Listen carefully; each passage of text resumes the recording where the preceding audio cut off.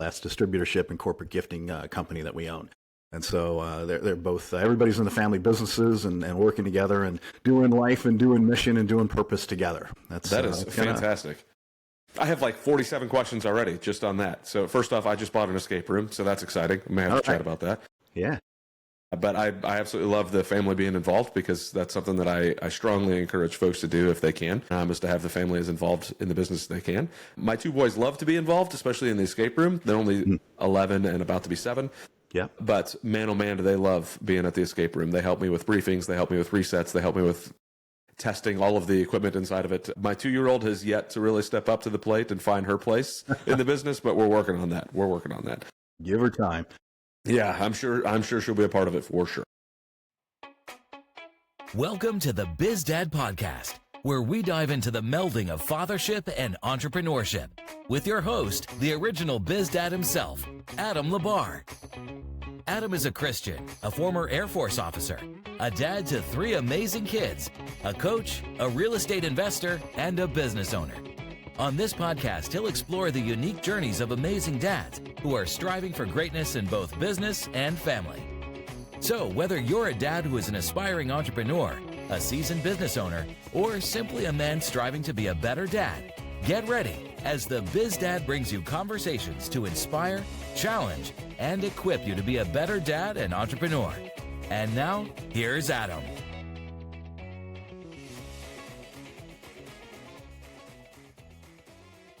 So I want to rewind a little bit before I ask the 47 questions that I already have in my brain, but let's go back in time to Wayne Wagner Jr.'s growing up.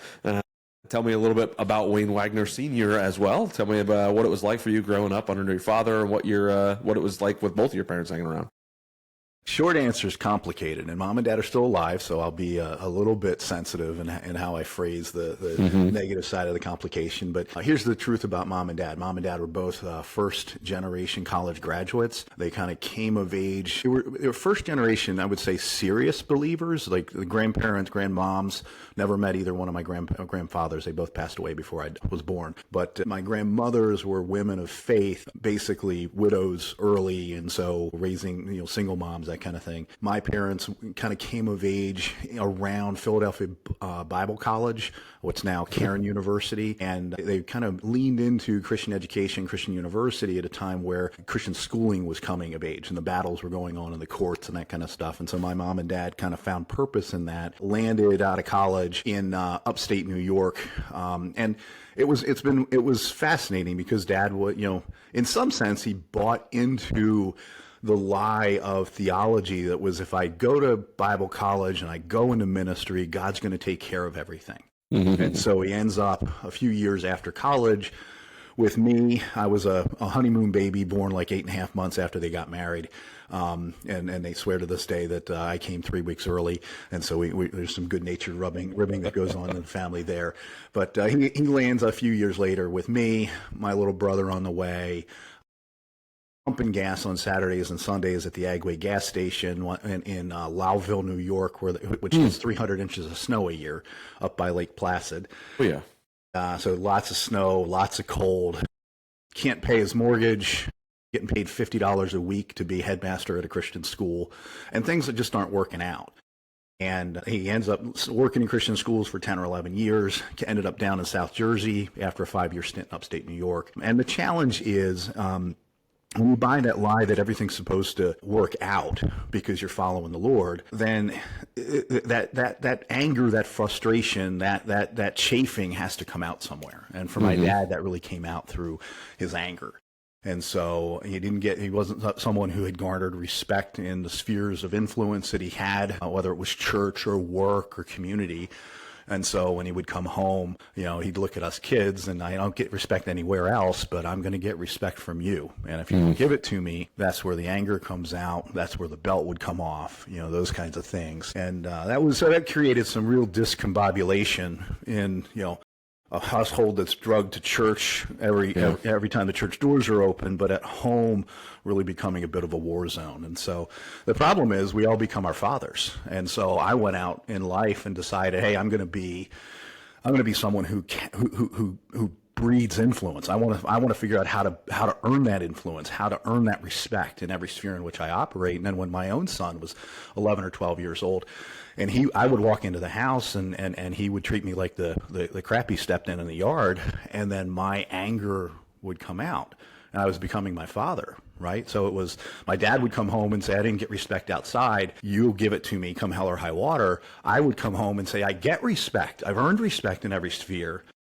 And therefore, you owe me the same level of respect that I've earned in other spheres, but I haven't earned it with you. And I'm not, being as close to you and listening to you. And so Bryce and I ended up in counseling, and I had a wonderful Christian counselor really point out and say, hey, Wayne, you're really becoming your father in this, because you're looking for the respect from your son. You're not demanding it. You're just expecting it. But it's the same. It's the same mistake that your dad made. And by the way, we all have emotional remote controls, and you're an adult, Wayne. Your son's an 11-year-old.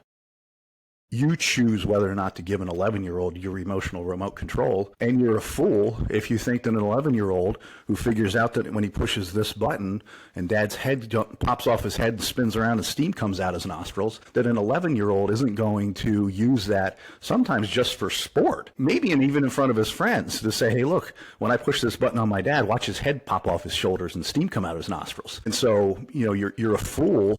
And you're naive if you think that you can walk into your house and give your emotional remote control at the end of a day where you're already exhausted and spent to an 11-year-old and think that that's going to lead to good things. And so I had a lot to learn in that process about myself, reflecting on my relationship with my dad. My mom and dad, still alive, live in the area in southern New Jersey. We love them. We see them at family events and that kind of stuff. And, it's challenging because I have outgrown my dad in many areas. But as he's aged, mom and dad have overcome a lot of trauma in their own marriage and own relationship, and they're aging gracefully together, aging in love and loving one another well. And it's, it's good to see that. And they have a right, mom and dad have a right to grow too. Right. And that's another crucial piece, is that we all have our trauma from the past. We've all hopefully building a better foundation than the one we were left with, whether that's philosophical, theological, emotional, all of the ways that we need to build a life.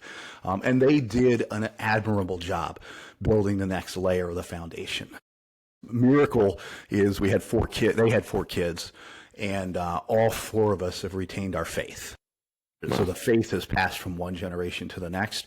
And at this point, there's 5 kids in that next generation, and all 5 of them profess faith. So mom and dad have really strengthened that. They have a legacy, a lineage of faith that runs generations deep at this point. So we're grateful to God for that, and I'm grateful to them for their hard work in maintaining that and overcoming their own demons, as it were.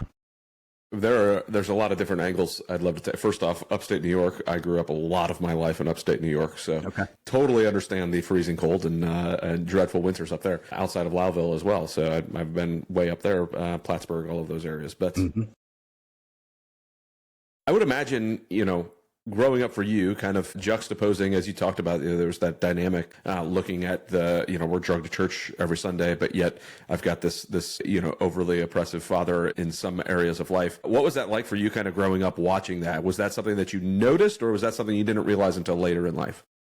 No, we definitely recognized it and saw it came out in strange places. And for me, I was kind of, as the oldest child, I was kind of a typical oldest child, wanted to be people pleaser, wanted to meet everybody's expectations, still struggle with that some today. But I was picked on a lot. And so, and one of the things my dad, one of his big rules was you never get in a fight. You never, ever, ever get in a fight. Well, I was getting the crap kicked out of me. Like, I'd go to church on Sunday night, and the pastor had 5 boys, and the boys would just draw straws to see who was going to beat up Wagner tonight after Sunday night church. And so, it was, and there were other kids as well. And one night, and my dad would come find me, pick me up off the dirt, grab the other kid, take the other kid to his dad and say, our kids were fighting. I'm going to spank my son. You spank your son. Well, the other dad was giving his kid a high five. Did you get a couple good shots in? And I was going and getting my butt kicked by my dad with a belt in the bathroom at church. And so that was just absolute discontinuity. And then the pastor actually, said to my dad one night, said, look, they're boys. They're not going to kill each other. They're not bringing bats and guns. Just let them scrap. And my dad, he got angry, and he took me home, and we had this yelling, screaming fit. Or he basically told me, fine, you fight. I don't ever want to hear about you losing a fight. Don't ever lose. Well, they made a movie about that. It was called Waterboy. Because that just absolutely ripped the Band-Aid off of me, and I went out and I was a holy terror, because now it was literally visualize an attack, and it was every pick on, every bullying moment I ever had. And so from the time I was about right around 16 to 18, I was probably in 70 or 80 fights. And I actually got invited to join the street hockey team that I'd never been a part of, because now it was all of a sudden you could just, and I wasn't any good at street hockey. I was just good at beating the crap out of people. Yeah, the goon. And so literally they just put me on and give me a stick and say, that's the guy we need off the court today. And I just go out and just beat the tar out of somebody. And, it was, so it came out very unhealthy, and there's moments there where, I hit a kid, and he grabbed me around the waist. I kneed him in the stomach, and he ended up kind of in the old pile driver position. And I had this flash in my head that was, if I drop this kid, I'm going to kill him, and I'm going to jail. And so I would get these momentary lucid just flashes that would stop me from making an awful decision. But then that also kept me away from drugs and alcohol, because I was terrified. I knew that hair trigger anger that I had was doing enough damage. When I was 16, I broke the nose of a 22-year-old who outweighed me by 80 pounds and sent him to the hospital. And so there was moments like that I had as part of that period where I was trying to figure out, well, Dad's got this temper. I'm using the same temper. Here's a quote unquote healthy outlet for it, playing hockey. And or getting even after church on Sunday nights. The Sunday night fight stopped once my gloves were off. So it was, but that was a season of real discontinuity for me, because I'm in the same time I'm going through questions around my faith. I kind of made a decision around salvation at 16, but then I was really going through depression and stress and anxiety, and so I recommitted my life at 17, and things still didn't change. I was still this angry human being who was,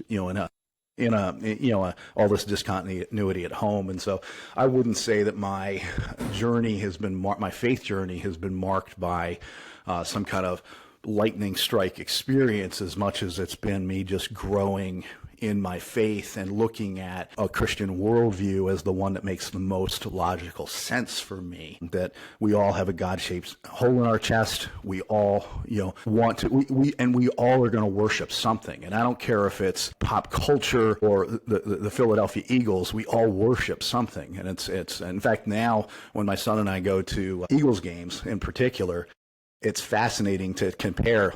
On Sunday, large groups of people gather, and there's a complete liturgy to the service, right? You come together, you sing the Eagles fight song like you would sing a worship song at church. At third down, everybody stands up and screams. If they stop the third down on the other team, there's a roar. So there's a cadence and a liturgy to the worship service of, we're all built to worship something.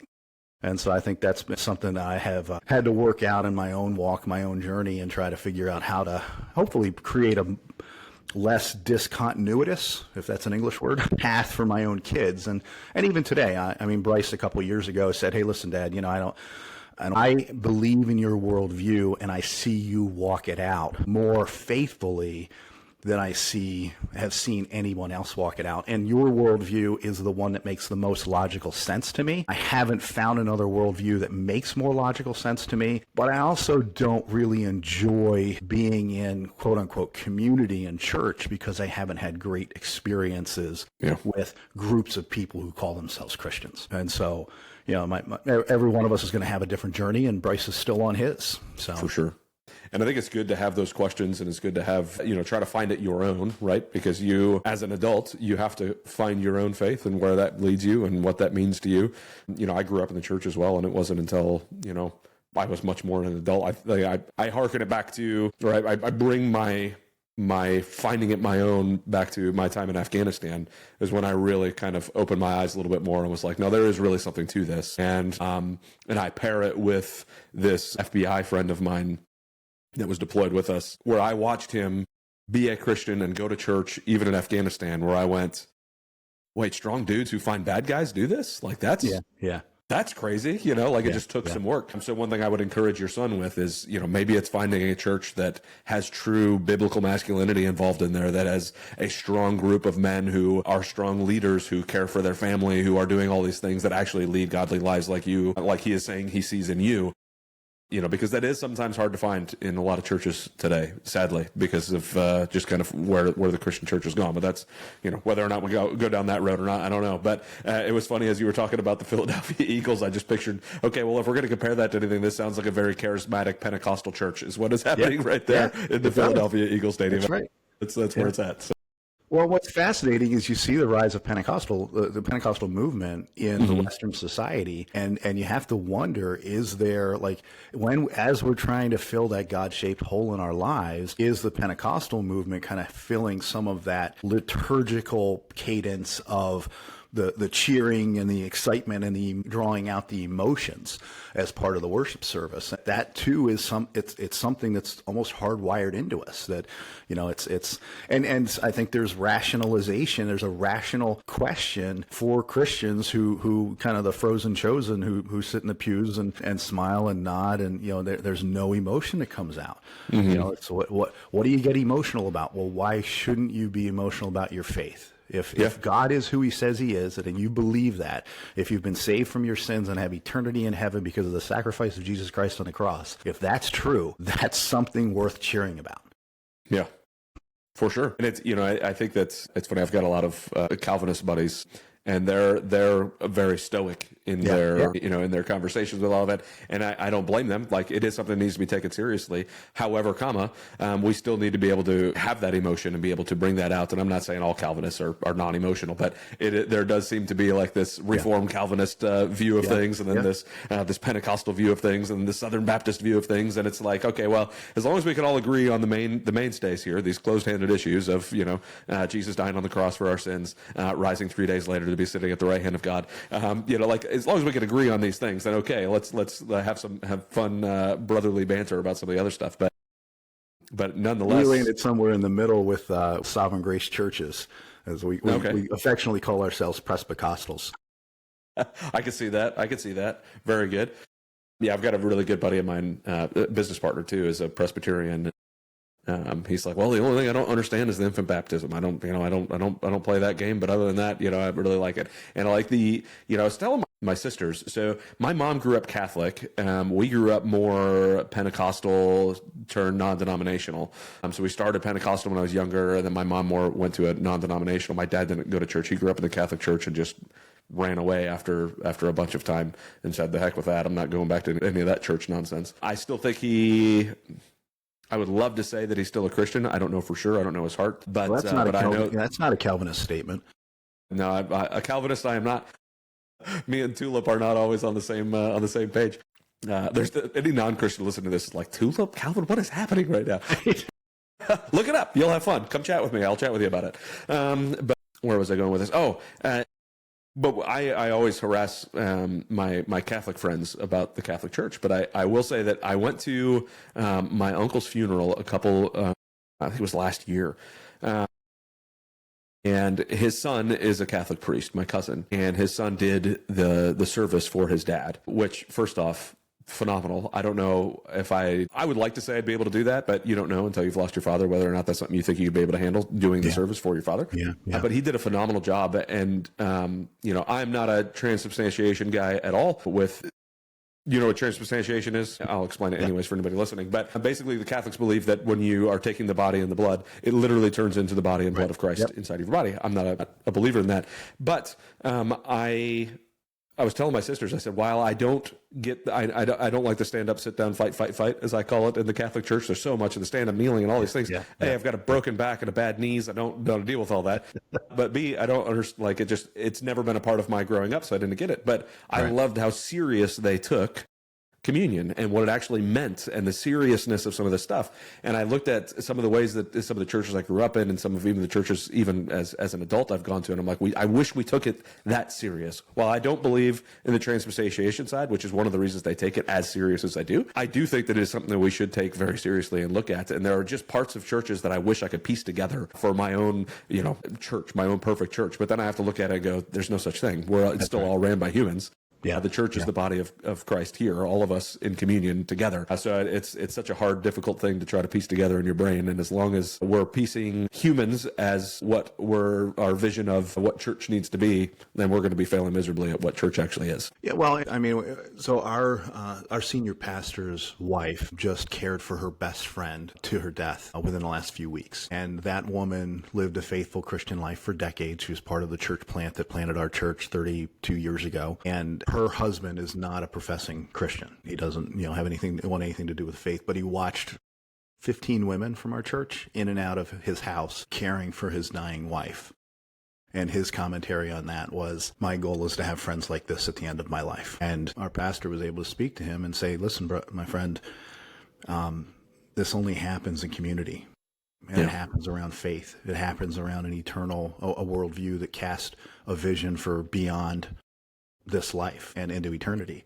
That's where these kinds of relationships get built. That's where this kind of service gets built and forged. So if you're wanting friends like that, we meet on Sunday at 10. Yeah. So yeah.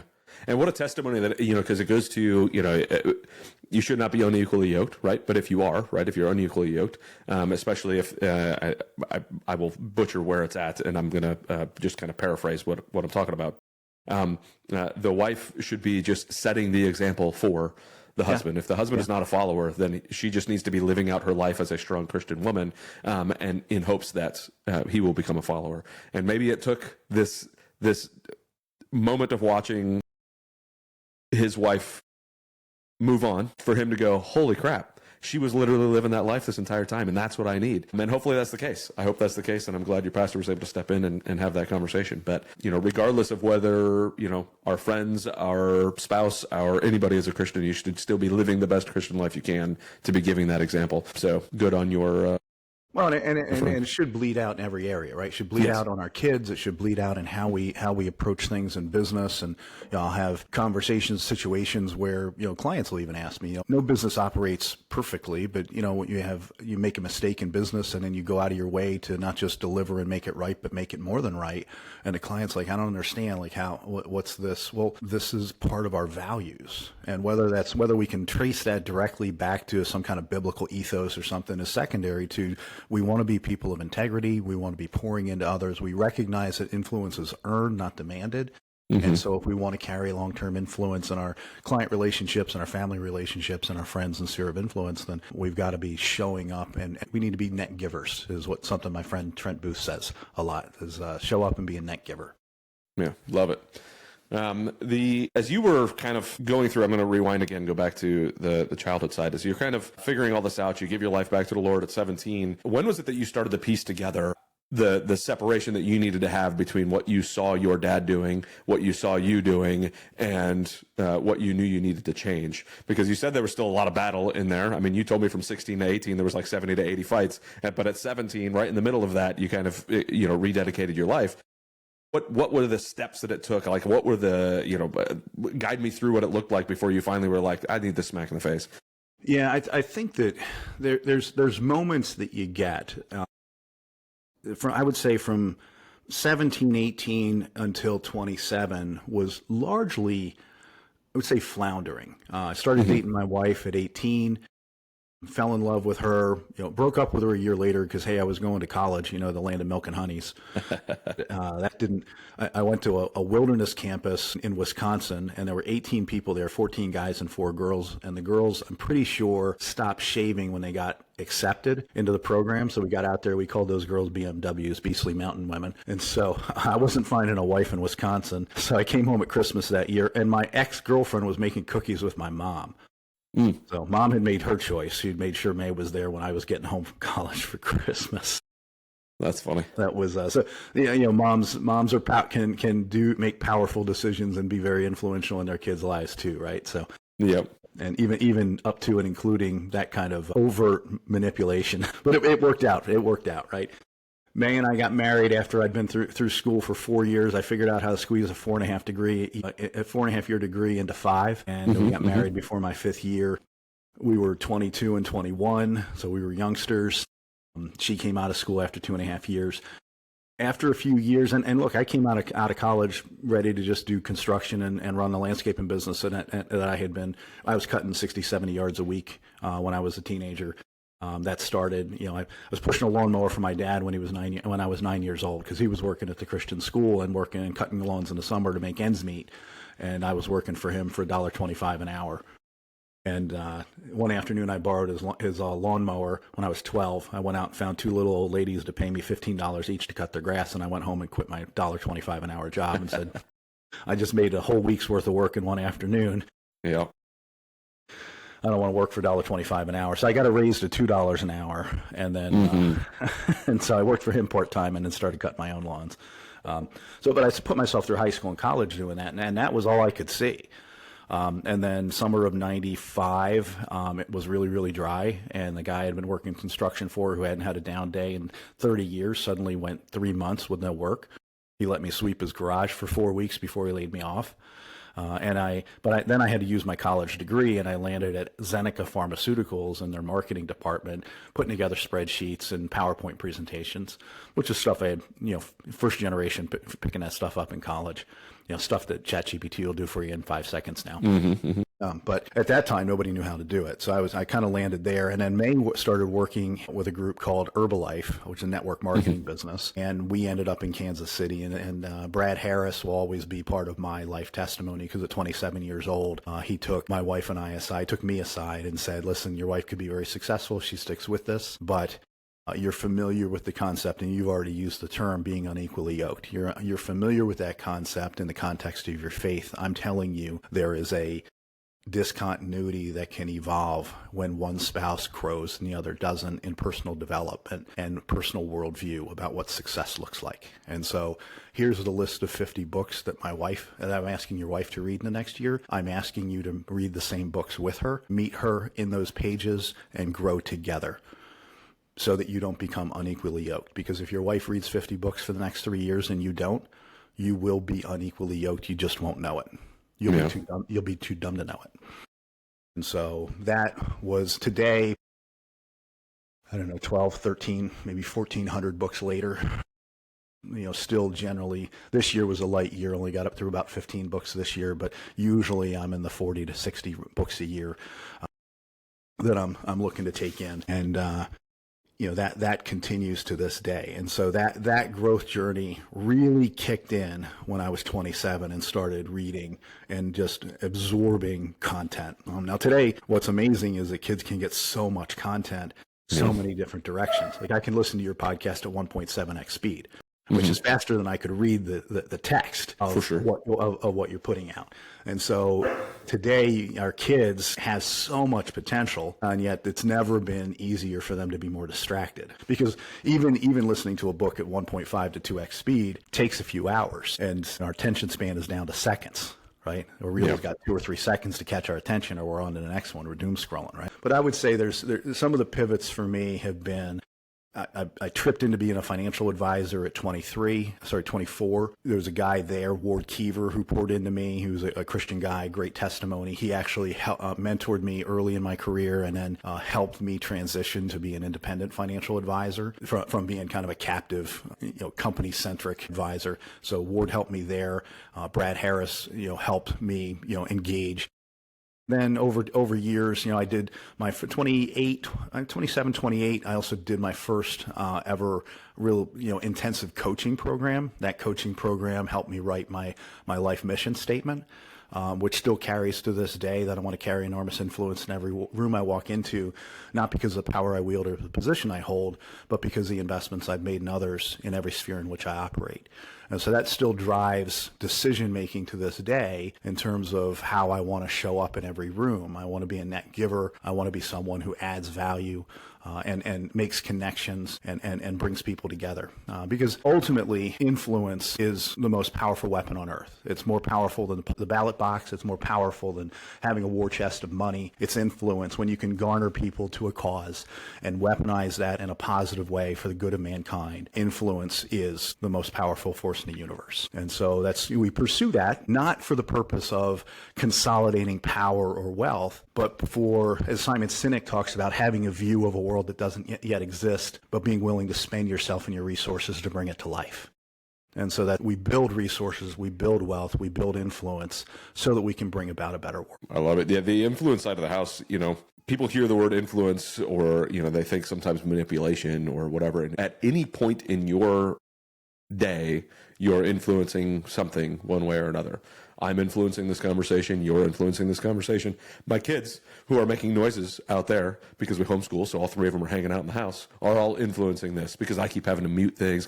They've controlled some stuff going on in here without even realizing it. So I love that, like, if we can constantly think in that form of going, okay, what level of influence am I bringing to this conversation? What level of influence am I bringing to that business? What level of influence am I bringing to this Facebook post? Like, where am I going with all of this stuff? And vice versa, what level of influence am I allowing other things to have on me? Like you talked about at the beginning of that, like the amount of information that our kids have access to that we never would have had access to. Yeah. Like the fact that there's even such thing as a smartphone would, like, in the 90s, I would have never thought of a thing called a smartphone. I didn't even have a computer, like, let alone a smartphone. Like, are you kidding me right now? Right. But yet information is not education, but you're being influenced by it regardless, So what level of influence are you allowing coming into you? What level of influence are you putting out on other folks?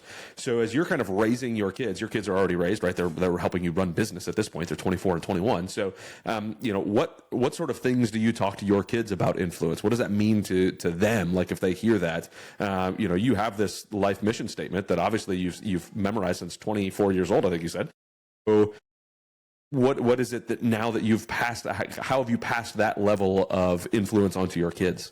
Yeah. So first of all, choosing how we're going to be shaped, who has a right to pour into us, constantly asking questions. We have once a year, we get together as a family of now 6. My daughter's married, my son's engaged, and we get together. Last year it was the first time with 6 of us, but we spent about 8 hours together in early January this year.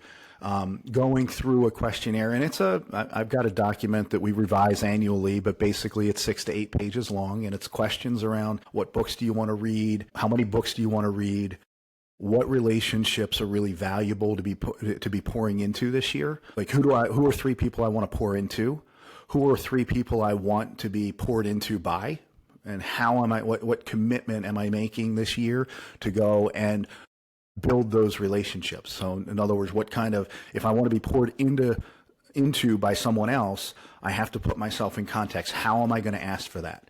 How many times this year do I want to put myself in proximity, and what's the strategy to do that? So being intentional in the beginning of the year, and then for May and I, we stop at least once a month. We encourage the kids to do the same. We try to do dinner once a month, which gets difficult, especially in the summer season when Bryce is running seasonal businesses.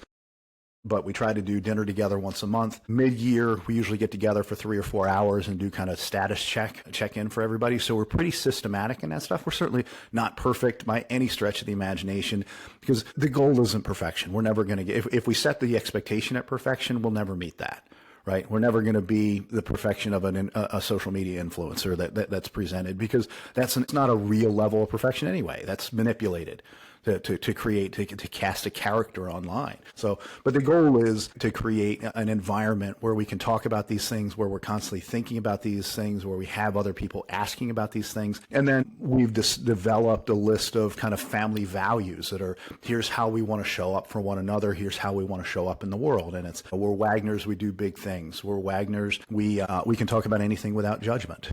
That's an important one. And so, that breaks down barriers when there's somebody makes a mistake. If somebody's made a mistake and you're in a tough situation, I don't want to be the phone call you're afraid to make. I want to be the first phone call you can't wait to make. And it's not because I'm going to show up and bail you out. It's not going to show because I'm going to show up and defend you or justify your poor behavior or poor decision making. It's because I'm going to show up and I'm going to be by your side, and we're going to be in this together.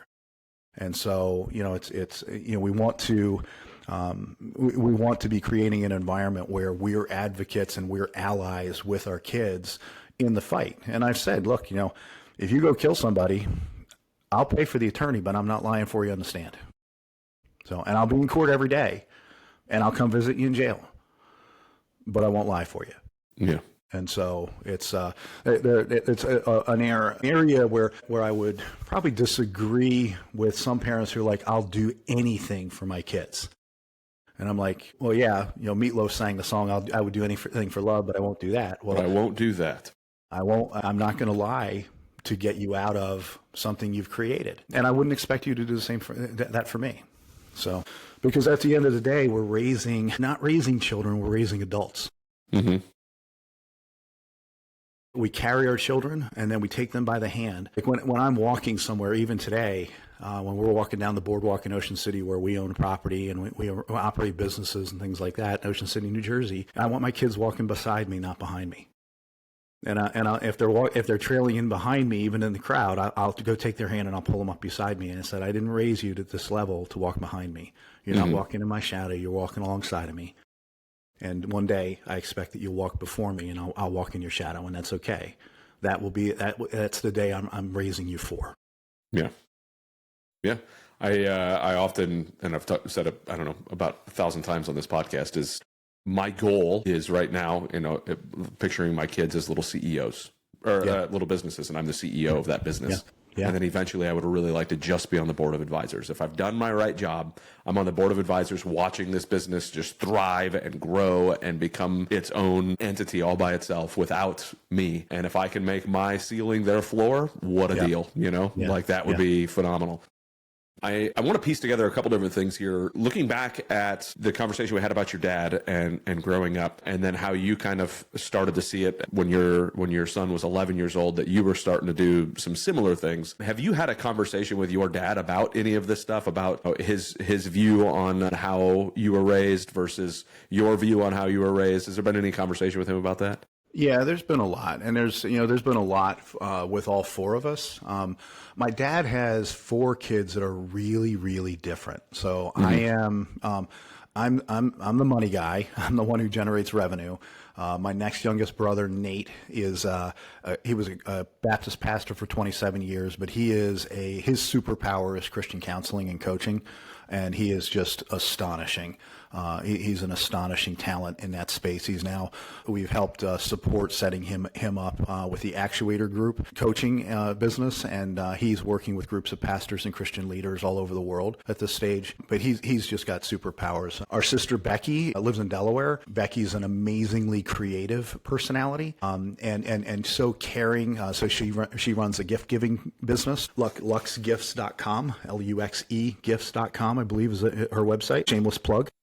And then our brother Josh, our baby brother Josh, is another creative. He's head of the art center in Nashville, one of the city art centers down there. Yeah. So very, very creative. Also extremely caring, travels extensively. Mom and dad are in their late 70s now, and Josh is still trying to take them on cruises around the world and to see all, Becky and Josh don't have kids. Nate and I do. So the 2 babies don't have kids. But so mom and dad have, and all of us were raised in that house. Right. And so there's been a lot of trauma, a lot of digestion. There are times where the 4 of us would get together, and there was a time where I was the only one that was married, and Josh made the mistake of telling my wife that her vote doesn't count because she's not really a Wagner. And so, it's been about 27 years, but that one still gets brought out every once in a while as needed at family gatherings. So, but there's been a lot of dialogue between the 4 of us. All 4 of us have done a lot of trauma counseling and work. And then, mom and dad, we all can whitewash things. We all remember things with our own, and none of us is 100% right. But mom and dad also came from an environment where both of them suffered enormous trauma and abuse in their childhood. We've come to find out that we come from multiple generations of abuse, and and that's one of the things Nate and I have gone to war in with our kids. They're like, it ends here. We will read the books. We will protect our kids. We will do every single thing we possibly can. And we still fail. We still come up short. May and I got ourselves buried in helping run a Christian school for 13 years where our son was being bullied and not given a fair shake by some of the teachers. And that has shaped his view of faith and Christian culture and Christian community. And so, we will all make mistakes. And what we do need to have grace with mom and dad. But we also don't need to whitewash it. We don't need to whitewash tombs where, here lies some trauma that I suffered. Yeah. We don't need to whitewash it and say, oh, that wasn't that bad. We need to be open and generous with, I'm so sorry I came up short in that situation. And how can I not necessarily make restitution for that, but how can I do better today in our relationship? Yeah. So yeah, there's been conversations and there's probably some distance in the relationship between mom and dad and I because of some of that. Yeah. Over the years. Yeah, it's one of those things that coming to grips with it and understanding where our parents came from really helps us understand why they raised us the way they did and why we might be doing some of the things we're doing. So the fact that all four of you and your brothers and sisters have done that for each other even is awesome. That you guys have kind of worked together in that sense to make sure that it stops there and it doesn't continue. Because all too often people don't pay attention to that, and then they catch themselves doing the same thing that they experienced, and they're like, well, I turned out just fine, and they don't take that moment to just go, no, like, that doesn't matter that I turned out just fine, right? Like, there are plenty of things I've done in my life that, it worked out for me, 156 miles an hour down the highway. Sure, I didn't die that time, but doesn't mean I won't the next daggum time. How about we don't do that, Yeah. Well, and even that statement, I turned out just fine. Yeah. I might be fine right now in this moment, but look at the trail of decisions, good and bad. And there's a lot of things I could have done differently had I known then what I know now. Right? That's like, there's not a one of us that wouldn't give 100% of our net worth to go back 25 years and have the last 25 years over again. So I mean, we would all go back in time and make better decisions if we had the opportunity to do that. And so that even we need to be careful about, well, I turned out just fine. Well, I turned out where I am and I'm still a work in progress. Yeah. So it would probably be how I would phrase that. Yeah. And hopefully we're all still a work in progress. Yeah, absolutely. None of us are there yet. So. Yeah. So I want to now discuss kind of the multitude of businesses you have going on, and how soon did you get your kids involved in some of those businesses? Because now obviously they're even helping run some of these businesses. So how did it look like for them growing up? What sort of involvement did they have? What sort of conversations did you guys have around business? And how did it kind of get to the point where it is now? So we've always said that when you're young, you don't have to know how to work smart. You have to know how to work hard, because when you know how to work hard. And look, there's a lot of people out there who know how to work hard that just never come across a smart working person to pour into them, who live their entire lives just working hard. And they build a great life, and they're pillars of their community, and they're the hardest working serving people in the local churches and local rotaries and things like that. They just never figured out how to work smart. But I tell you one thing's for sure, that if you don't know how to work hard, someone who knows how to work smart will never pour into you. Yeah. And so that's the crucial piece. And so we started there, and I both had great work ethics. That was taught to us by our parents. We tripped into, when I was maybe 34, 35 years old, the only Christian school in the county that we were living in was going to close. And so I put together a plan and got it accepted by the church to move the school out from under the church and operate it as a separate nonprofit. And we spent the next 13 years and $6.5 million of our income trying to keep that thing afloat and solvent, and lived at the risk of personal bankruptcy and corporate bankruptcy for most of that time. That season ended when we closed the school in 2020. But during that period of time, we ran children's resales, children's clothing and equipment resales, and the kids were involved in elementary and middle school in every aspect of that. We started a thrift store, a 25,000 square foot thrift store that we ran for three or 4 years, and the kids were involved in every aspect of that, working in the store and helping grab donations and helping sort donations and some of the gross things that people donate in terms of their clothing and things like that. But it was, so the kids were there that whole time. And then we had two amazing young guys, Josh and Justice Voles from our church, who started an escape room business. And they started in Liberty Escape Rooms, 2 blocks from the Liberty Bell in downtown Philadelphia. And within 6 months, they were the number one thing on TripAdvisor to do in Philadelphia. Nice. And then they had an opportunity to move down to the Jersey Shore in Ocean City, New Jersey. I helped them write the business plan for that and negotiate some of the nuances of the lease and that kind of thing. And then they had an opportunity to expand on the Ocean City Boardwalk, and that's when I bought a chunk of the company. And so I invested to help them expand at that time. And when we did that, our kids were becoming teenagers, and so our kids went to work down there. And so that's where our kids really had their first foray into working. At the time, it was virtual reality, and then it was a Ben & Jerry's shop and the escape rooms, and then now it's Annie Ann's Cinnabon and the escape rooms that Bryce now runs at 21. And I mean, people ask me about my 21-year-old. He didn't go to school. No, instead I put my 21-year-old in charge of 2 locations with $1 million of revenue and 38 employees this past year, and gave him the keys and said, go run it. And I don't want to have to deal with anything. Mm-hmm. And he did it. And so, 21 years old. Which is way better than a degree. Yeah.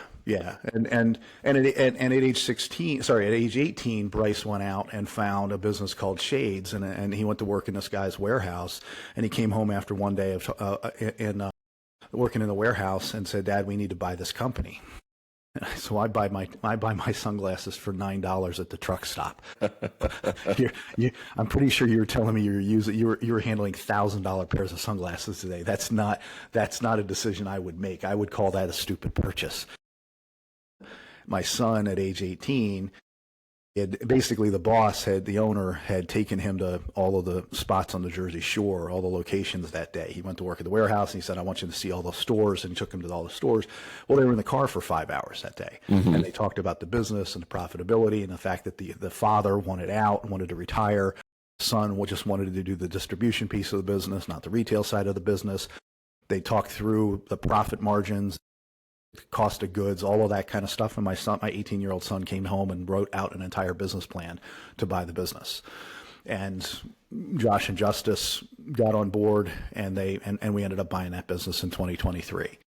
So since then, we've kind of closed down some non-performing stuff, and we're working with the bank to reorganize some equity distribution and debt and that kind of stuff today. But we've expanded into corporate gifting and corporate events with sunglasses and things like that. So that's that business has got real legs on a going forward basis, and Bryce is neck deep in all of that. So if at 18 he was able to ask all these questions about cash flow and net income, all the different things that were going on in there, you had to have had some conversations with him about the business side of the house quite a bit before that, right? I mean, you mentioned stuff at 16 years old. They were already working in some of the other businesses. So what was it that how did you sit down and have those conversations, or was it just through normal talk at dinner time? What did that look like? Some of it's the normal talk at dinner time. Some of it is our intentional meetings. So we've been open with the kids since they were in probably junior high about the structure of our family net worth and the way things are invested, the different business entities, what the ownership structure looks like, the values that we associate with that, where the debt sits, how the debt supports the acquisition of more assets that are cash flow generating assets. So we've been, since the time they were probably 11 or 12 years old, we've been very, very open and transparent about that. And we do that with them because we tell them that we're stewards. Mm-hmm. That we are our family, multi-generationally, hopefully. We're first generation, and in some sense, because of the school and the investments we made in the school and the time that we really delayed really building significant, substantial net worth, because of the delays we made because of our kind of mindset with philanthropy, we delayed. And so we tell Bryce and CJ, hey, you guys are not generation 2.0 wealth. You're really generation 1.5. Yeah. Because you're going to be here in your 20s and 30s while mom and I really build the wealth, the net worth side of it. We spent a lot of years grinding and learning and growing and pouring out to others. The next evolution here is really the generation of substantial wealth and really applying everything we learned in the prior 20 years and applying that to the next 20 years. But you're going to be here with us while we do this. And because of that, you need to understand how it works, how it functions. And so, when one of the businesses got into, and it's amazing the conversations you have. I mean, CJ works with me at Vizionary Wealth Management, and we came into this year and we're needing to reorganize some things and pay down some debt associated with the beach businesses and those kinds of things. And CJ comes to me and says, listen, Dad, you were talking about hiring somebody at the office to take over much of my function so that I could move into more of an active executive assistant role with you, where I'd be sitting in on client meetings, taking the client notes, and then taking the to-dos back to the team to get done from every client meeting. I said, yeah. She said, well, there's a piece of technology called Jump AI, and it's approved for use in the financial industry. It sits in on every meeting. It'll record text, audio, and video, and we keep and capture all of that. It'll write the notes for us. It'll give us the to-dos out on the back end, and I can do that, and just, you don't have to hire somebody to allow me to transition. Well, that saved me 50 or 60 grand this year. Yeah. Right, that decision. Bryce came to the table and said, hey, listen, what's the beach house worth? $2 million. What do you owe on it? $1.3 million. What if you sold the beach house to me for $7 million? As a first-time home buyer, I would only have to put down 3%, and so, but the bank would loan us enough money, and then we could just use that money to refinance all the other debt that's in question with the other businesses. I'm like, great, that's called bank fraud. We can't do that one. But for a 20-year-old at that time to be thinking like and nobody's going to get it all right all the time, right? But but to be able to be having those kinds of 3-dimensional, 4-dimensional conversations around money with our kids is just priceless for me. And now our kids are, they're still a little sensitive about allowing me near their kids when they're small, because they're like, Dad, you've got a coarse sense of humor. You pick on family way too much, and you're a little too free with your jokes. So we're real sure we want you near our babies. They're not understanding anyways. That's fine. Yeah. But so they're still, there's some good nature. I've got some seasoning to do before they have kids. This is the bottom line. But I have really lived for this season with my kids. We've been paying them to read books since they were 9 or 10 years old. Today, the best checks I write all year are the 1099 checks I write at the end of the year for reading books. They have to read 2 books a year to stay on the team, but beyond that, today it's $300 a book, and they're allowed to read up to 30 books for money, them and their spouses. So if every one of those 4 maxes out, and I have to write $36,000 worth of checks. First of all, we 1099 them for it, so I push the income from me to them. But that if I get to write $36,000 worth of checks because my kids each read and their spouses each read 32 books this year, that's the best money I'm going to spend all year. Right. So, is there a requirement at the end of that? Something like they have to do a book report or anything like that? I'm sorry, 1-page book report at this stage. Okay. Yeah, just 1-page book report or a 10-minute conversation with me about the book. Okay. So, especially with ChatGPT now, they can get a 1-page book report pretty quickly and easily. And I mean, there's the honor codes in full effect. And if I have, if one of them shows up and we met in October and they've only read 2 books, and they show up in December and they read 32 book reports, I'm probably going to ask some other questions. But yeah, for sure. Yeah. Thankfully, we don't have a history. So Bryce, as he was growing up, the statistics for a young man are, if you can keep a young man from watching pornography until he's 16 years old, his statistical likelihood of becoming clinically addicted to porn drops by over 80%. Wow. And so when he was 9 and Bryce had our first conversation about the birds and the bees, we talked about that statistic. And I told him that if anybody ever shows him pornography, he has one job, and that's to punch that kid in the face hard enough that kid never shows him that again. And I would pay him for that punch. By the time he got to high school, the number was $1,000. And so I had to explain that to the new Christian school we were putting him in 10th grade. It was a tough conversation with the headmaster. Yeah. But Bryce, and if I were in their shoes, I totally at some point would have said to one of my buddies, there's $300 in it for you if you show me something I'm not supposed to see and just take one for the Business team. proposition, dude. Business proposition. So I probably would have gone back to Dad and said, hey, is this a one-time thing, or how many times can I collect on this? Because there's a lot of guys that would probably take a punch for $300. That's funny. But so thankfully, there's some embedded trust in not taking advantage or manipulating situations with a dark cloud over it. Well, I'm going to send you my book report for Cat in the Hat after we're done with this, and then see if I can get $300 out of this. This could be a great conversation. You know, I've been trying to figure out with my kiddos, I want to do something similar, paying them for the book side of the house. Have you found any, from what I'm told, they're eventually going to get to the point where they just like reading, but what I don't want it to do is turn into a chore to read one way or another. How have you found the balance between it being a chore versus like, I really actually am starting to enjoy this? So early on, it was finding books that were age appropriate. And so, I mean, we obviously the books we're asking them to read are books that are personal development, spiritual development, philosophical development books, right? So, and there's kind of a list. And if they find some stuff that they want on the list, they bring the books to us or make recommendations at this stage. So, but and when they were in elementary and middle school, it was, you know, just helping them. I mean, for me, I read every Hardy's Boys book I could get my hands on when I was a kid, right? I read comic books, I read Hardy's Boys books, I read novels.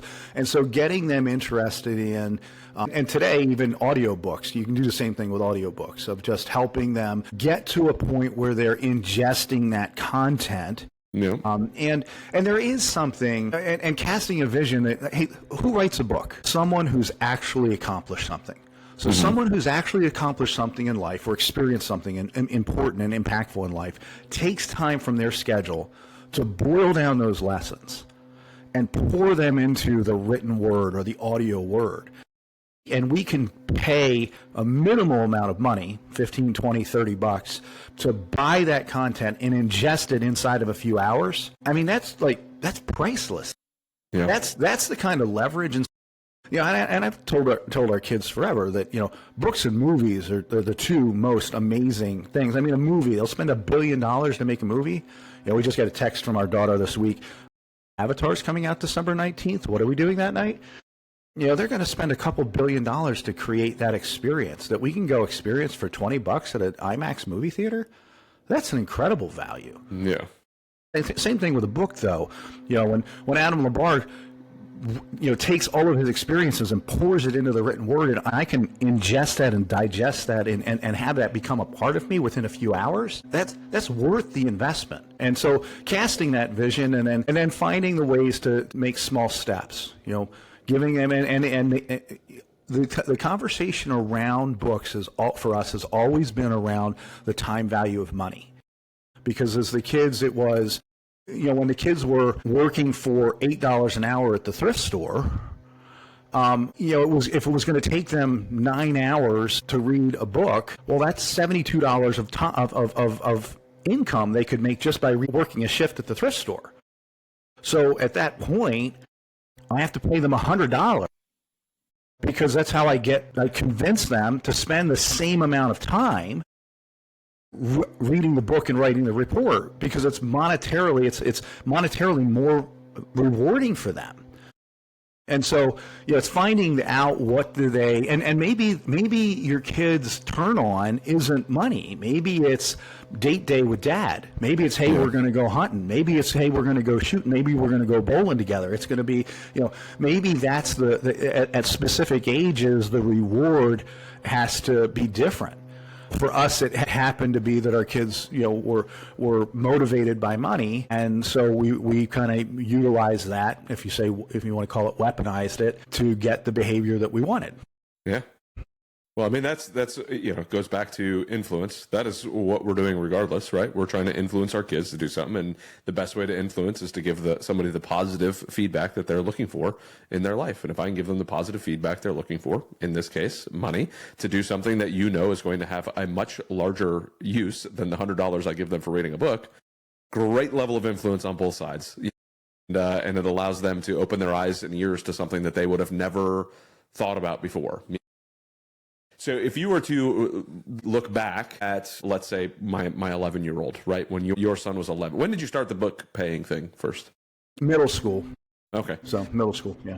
My oldest is in 6th grade now. I'd love to get him to read some more books. Any recommendations for that, 6th to 12th grade? Obviously, that's a huge range, so it would change a little bit. But what sort of books were you giving, especially in middle school and then on in? Yeah, Rich Dad, Poor Dad. Was a fundamental one. Some of John Maxwell's stuff, Laws of Leadership, Failing Forward, Teamwork. So those are some of the fundamental ones. We had, and even as 2 years ago, May and I were at an event. We had the kids with us, and Simon Sinek was a keynote speaker, and it was like maybe 200 people in the room. My whole family was like front row center, and so and all of us have read all of Simon Sinek's books. And so, we're sitting there, and I had tears running down my face because, like, I'm asking questions and Simon Sinek is answering from stage, and my kids are sitting there with me asking Simon Sinek questions, and it was just one of those moments where, awesome. It was just I literally had tears running down my face because it was just such a special moment. But we need to set the bar high. Our 16 to 18-year-old kids can read Simon Sinek and get it. They won't get it the same way. They can reread it when they're 28, but they can read it when they're 17, and they'll get things out of that change their life. And so, we need to not be afraid to. Now, I don't know that I want my 12-year-old listening to Gary Vaynerchuk and a number of F-bombs that he drops. He's got some great value, but yeah. So there's Sebastian Engs is an amazing influencer and philosopher. But one of his statements is his job is to F his kids up differently than he was effed up.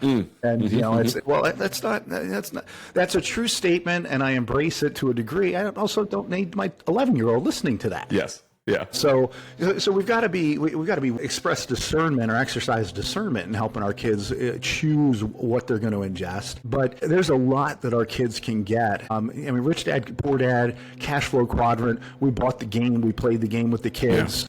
It's a fun one. The cash flow game, that became when the kids were in middle school and junior high. We played that a lot, and so helps worldview wise how they view the world, how they view debt, how they view assets, how they view revenue and cash and profit. So it helps so much, and I think that's really crucial to how we develop our kids. Absolutely love it. I've actually been contemplating, and I'm debating how mentally traumatizing this could be, but giving my kids screw tape letters and having them read. I don't know if you ever read that by C.S. Lewis. But absolutely. Especially my oldest, both of my boys really, and they get it from both of their parents, they're kind of perfectionists. And if things aren't going exactly the way they want, they'll piece things together in their brain about why it's happening. And it's like, all right, well, let's sit down and read this book and understand kind of where this self-talk is probably stemming from, because what a great book it is to me. But I love that everything you mentioned was all business, and like you already mentioned a business and growth minded, faith minded. Right now, I'm just like, okay, well, my kids love the Way of the Warrior Kid books. They're at that age where it makes sense to them. I don't know if you've heard of those books yet. Jocko Willink, if you know that name, he wrote these kids books. Yeah. So he went out, and apparently the story goes he went to go buy his son a kid's book, and he was like, hey, I saw this pirate book. And for those who don't know Jocko Willink, he's an incredibly accomplished Navy SEAL. Yeah. Was in Ramadi during one of the worst time to go through Ramadi. Like taking down Ramadi in Iraq was a dreadful time. And he was Task Force Bruiser over there doing incredible work with his Navy SEAL guys with a bachelor's degree in English. So this guy was a prior enlisted Navy SEAL, turned officer, goes and gets his degree in English and realizes his degree in English is going to help him immensely through his military career and then now into his civilian career, which most people wouldn't think about. He's like, but your ability to communicate, your ability to use language, your ability to process the information in your head and put it out to somebody in a legible, understandable way that gets the influence that you're looking for to keep that thread going, the influence you're looking for out is incredible. He goes, and then I'm looking for these books for my kid, and I read this pirate book, and they're the most pathetic pirates I've ever heard of. Like, what kid is going to be motivated by this? I'm going to go write kids' books because I can make better books than this. So, of course, he makes a book about a Navy SEAL and all this stuff. But my kids love it, and it's taught them, like now they have competitions on how many pull-ups they can do with each other, and they've brought other families involved in these competitions now. Like, they're over at one of our friends' house, and they're doing pull-ups, and they're trying to challenge the other kids. How many pull-ups can you do? And my 6-year-old's over there like, come on, bud, like it's so much fun that you can, just by reading some of these books, the things that they're going to be able to pull out, like how physical fitness is important, how the mental health is important, and in these cases, how your financial understanding is important. I want to influence my kids in that way as much as possible. I should create a book, like almost like a book club for all, like reach out to all of these dads that I've interviewed and say, hey, what are your top 10 books you would give your kids from this age to this age? That would be a lot of fun. I'm going to write that down. Great. All right. Write that down before I forget. Yeah. So I've already told my kids I'm buying every Tuttle Twins book ever and reading them daily to my grandkids. Yeah. Yep. They're all on my son's shelf right now, all the Tuttle Twins books. Yeah. And, those are part of our homeschool curriculum, is reading those books. Yeah. And it's a lot of fun. We've got a lot of the Who Is books as well. I've got to be a little careful that, from what I'm told, there's some political bent that they have in some of their conversations in the Who Is books. But like, my son read the Who Is Ronald Reagan and got to read through all of the Ronald Reagan book. And so I kept asking him questions about it, and he'd be able to answer them. And I'm like, all right, well, they're not going a direction that I'm fearful of, Right. So I mean, obviously I peek in the books as well and try to get an idea of what's actually happening. But just anything to encourage my kids to read is great. I was super smart growing up. The honor society, all the stuff, like never failing anything, like was really, really good at school. And then I got a social life. So and then it just all fell apart. I was like, hey, I'm going to the military. I already know it. So I signed up for the military at 16 years old. So I knew that I was walking out the door, and that was pre 9/11. Right. So, and then I was like, all right, well, I'm going to the military, so I don't need to go to college. What's the point? And boy, girls are starting to look pretty and friends are starting to mean something. I should really not care about the school stuff. And I want to try to figure out a good balance for my kids to go, yes, but read the books, understand what it is, get the value of it, because I didn't understand that. So I love being able to talk to dads who are pushing that. Well, and our kids are being able to ingest content in whatever form it's coming.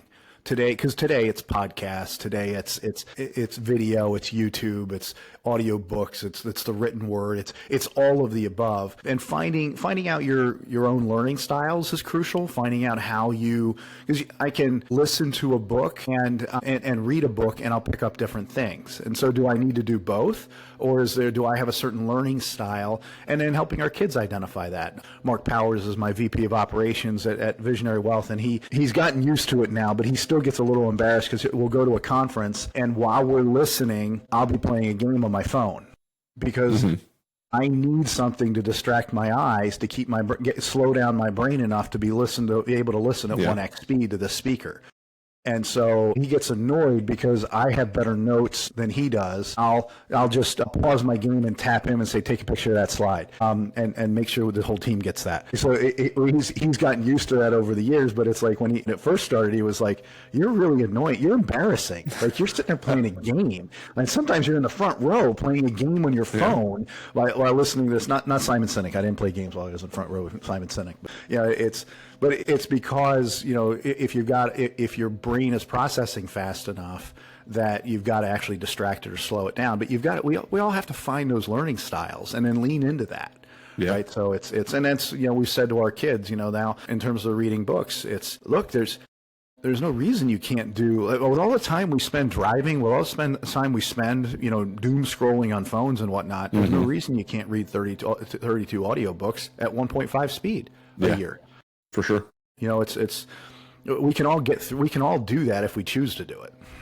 Yeah, I completely agree. And it's one of those, like, I never thought about as I get very, I guess impatient is the right word, when I'm waiting for somebody to finish their thought out loud, because I listen to books at 2 to 3 times speed. I am constantly, like, I listen to all my podcasts at as fast as speed as they'll let me listen to them. Yeah. I'm constantly moving. My brain is constantly going. And then when I get somewhere and I'm just like, will you spit it out? Like it drives me insane. And I've got to figure out a better way to handle that because I want to respect the person that I'm talking to. But at times I'm like, all right, I just want to be done. So let's get to the point so I can move on to the next thing. Have you found that I found that for me, that's a bit of a hindrance sometimes in my ability to just settle down, have the conversation, enjoy the meeting, enjoy the conversation, because I'm just waiting for the meat of this so that we can move on. Have you found that to be an issue? Absolutely. And it's a modern day issue for all of us, and just being present, right?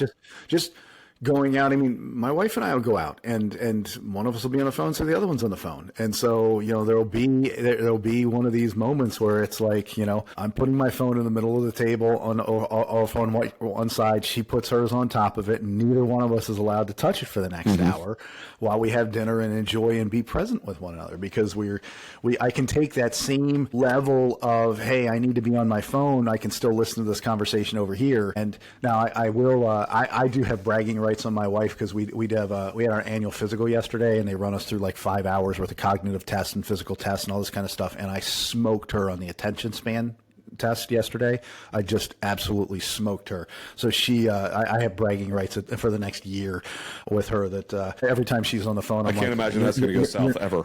You're not being present, honey. I mean, this is I can't imagine this is going to go terribly for you at all over the next year. No, not a bit. I'll get a comfortable couch. Good, man. So there's a side question. I just looked down and saw your name again, and it reminded me that I wanted to ask you a question about the junior side of the house, right? So my son is the second. We didn't name him Junior. We named him the second. But I see your son is not the third. And I'm just kind of curious where, it got to you as Junior. And my son asks me all the time, well, I didn't name my son. I said, I don't know what you're going to name your son. And I'm just curious, from your perspective as a junior, how did that kind of thought process go to decide yes or no on the third? Yeah, there was never going to be a third. So I was supposed to be David Wayne Wagner, which would have been the inverse of my dad's name. And when the nurse came into the hospital room, my dad said Wayne David Wagner Jr. against my mom's wishes. So that in middle school and elementary and middle school, there's a woman who, ironically, her daughter and her husband now go to our church, but and they're an amazing family. But a young woman named Jane, Jane was one of the most beautiful women I'd ever laid my eyes on. She's still a beautiful woman. But in middle school and up through high school, I would get picked on. Wayne the Pain went to Spain and married Jane in the rain. And words hurt. And for a kid that was a nerd and dorky, and to put things in context, Jane's mom and dad. Jane's mom was the secretary at the Christian school I was at in 6th grade, and my shoes were falling off my feet. And Jane's mom took me out at lunchtime and bought me shoes. There was, and Jane was, she's an amazing woman, married to an amazing guy.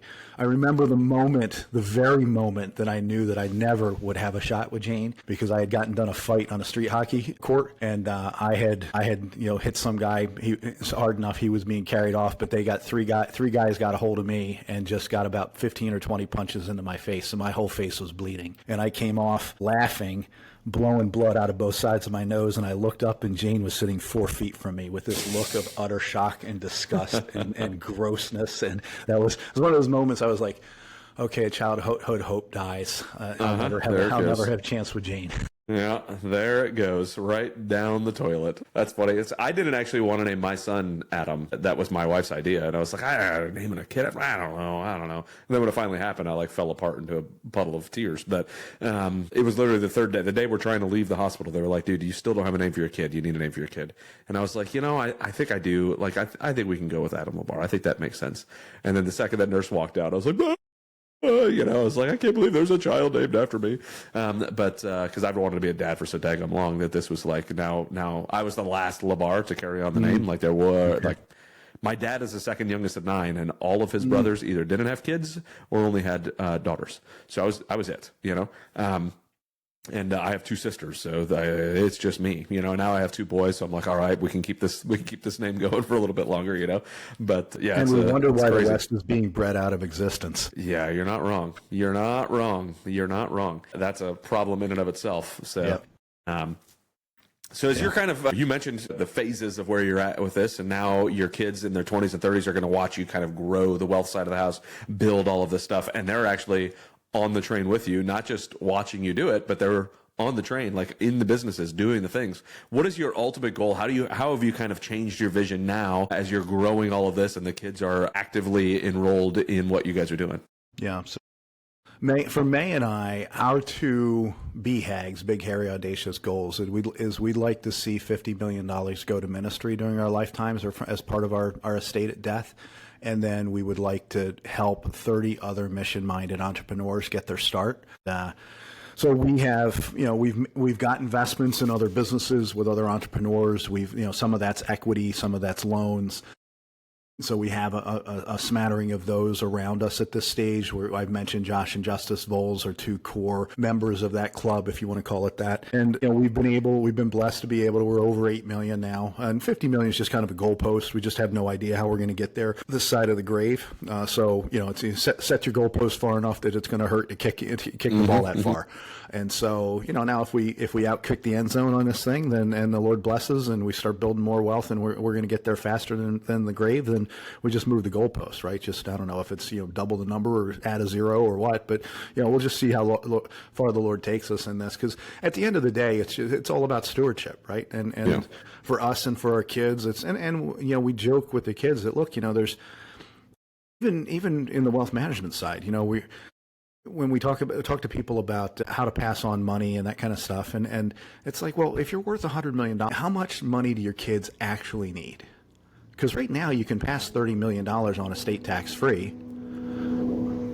Like, do the kids need more than $30 million liquid? Because you can set up a donor advised fund, a charitable entity that your kids control, and put all the rest of the money. Like, the family business can go into the donor advised fund. And it's just the profits have to be used long term for charity.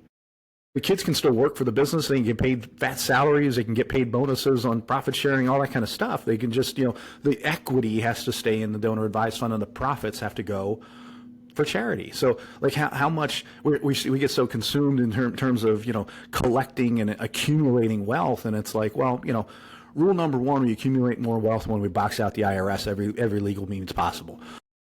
And number two, we controlling the money for good is sometimes more important than owning the money. Mm-hmm. So, I mean, there's and the wealthiest people in the world have figured this out. Bill Gates figured this out a long, long time ago. That's why most of his Microsoft stock is sitting inside the Gates Foundation. Yeah. So the wealthiest families in the world figure this out. And so for us, it's all about stewardship because, and trying to carry on those family values. Let's continue to refine those family values and make sure that they're worth repeating. Make sure that they're worth repeating in the next generation and the generation after that. Let's work them out. Let's use them not as weapons against one another, but as tools to hold one another accountable and to praise one another. I mean, Bryce had a situation last summer where he made a decision that he knew I wouldn't be thrilled with, but I asked him about it and he lied to me, and then he came back a couple of weeks later and said, I'm not good with this. Like I lied to you about this. Here's the truth. And I was able to say, hey, one of our family values is, we can talk about anything without judgment. What were you afraid of? Well, every one of my buddies who talked to their dad about the same decision, dad came unglued. And I was afraid that was, and I said, well, since I've been through counseling, what evidence do you have that would have been my response or reaction? And we talked about that. And so, but that's a good hold accountable moment, right? Yeah. And then when CJ and Jacob were getting ready to move into their house, and there was 6 inches of water in the basement that they were supposed to close, and then we had to pull all of the sheetrock out of the basement and carry down 90 sheets of 12-foot sheetrock down the stairs. And Bryce showed up and was the hardest working guy there that day. That's an opportunity to say, Bryce, when we say Wagner show up for one another, gosh, you knocked it out of the park today. Nice. So it's accountability and praise. Having that set of values, really helps us have a context to do community, to do life with one another. I think it makes that growth that you're looking for so much better because everybody's in alignment with all of that, right? Because we talk about, I was an EOS guy for running businesses on EOS, and it was like, having those core values, knowing that everybody is in line with the core values, you have to have those to be a part of the business at all, right? And the fact that you have the family core values, you've bled that into the business, the kids are all a part of that. Now the businesses can grow with those same core values, and nobody's surprised by the fact that you're like, no, we're not taking this profit, we're donating that to X place or this thing or that mission, and everybody's like, no, I want it. Like, the argument is over which mission to give it to rather than whether or not we should take the profit and put it in our pocket. So I love that you have brought all of them in on that. You've raised your kids in on the core values, that you've had those conversations, that you're growing the businesses with that in mind. So, I've really appreciated this conversation, Wayne. I've really appreciated understanding kind of where you've come from, where you are bringing your kids to, your goals with the business. It's been awesome to kind of take all these notes and learn from you. Is there anything that you were like, man, I really wanted to cover, but we haven't been able to cover yet, or anything, any last minute thoughts you have here? No, I'm in good shape. I think we've covered a lot. I hope my parents aren't too upset with the stuff I let out of the bag here. Mom, Dad, I'm sorry. But, it's the lives we're given to us are a stewardship from the Almighty. However you choose to recognize that or choose to work that out in your own faith construct. But there's going to be a day when we're going to give an account. And we want to be found faithful stewards that day. And we are faithful. To be faithful stewards, we do have to find the balance between just building wealth, building a career, and the more important priorities of life of being the right dad, the right father, the right son, and continuing to work out those things out in a way that honors the Creator. Jim Rohn used to say, man is the only of all of God's creatures that becomes and does less than he can. You never see a tree grow half as tall as it can. You never see a cheetah run half as fast as it can after the gazelle. But man, because of his own broken human nature, will become less than he is and accomplish less than he is. And by God's grace, may we be individuals and generations that break that bond, that break that barrier, and just choose to seek what are our limits and how far can we stretch? And it's not for the sake of dying with the most dollars or the most toys. It's dying having made the biggest impact and leaving a lasting legacy. Man, I love it. I thank you again so much, Wayne. If somebody's listening to this and they're like, hey, I want to reach out, I want to learn more, maybe it's the Wealth Advisory, maybe it's something else. What's the best way for folks to get a hold of you? Yeah, easy. I'm on LinkedIn, and I'm on Facebook, I'm on Instagram. I have Instagram. I'm not on it very much. But Wayne at VizionaryWealth.com, VizionaryWealth.com. Visionary does have a Z in the middle of it instead of an S. That's kind of a nod to our faith as well, because Zion's in the middle of our vision. So VizionaryWealth.com or Wayne at VizionaryWealth.com. You can get a hold of me. I love it. Thank you again, Wayne, so much for the wonderful conversation. I've really enjoyed it, and all of the good nuggets that I was able to take away from that. If you are listening and you took away some good nuggets, let us know in the comments what that was. Share with somebody that you think is going to get value from this conversation, which will be really anybody. So share with everybody that you know. Thank you again, Wayne. Thank you, everybody listening, and we will see everybody on the next show. Thank you so much for listening to the BizDad Podcast. We hope you found some value in your time here with us, and we look forward to bringing you the next episode. If you've enjoyed today's show, please subscribe and share so you and your friends won't miss our upcoming episodes. Connect with us on Facebook, Instagram, LinkedIn, Twitter, and Rumble, where we continue these discussions and share more valuable content. Be the dad you know you need to be and run your business in a way you're proud to share with your kids. Keep crushing it.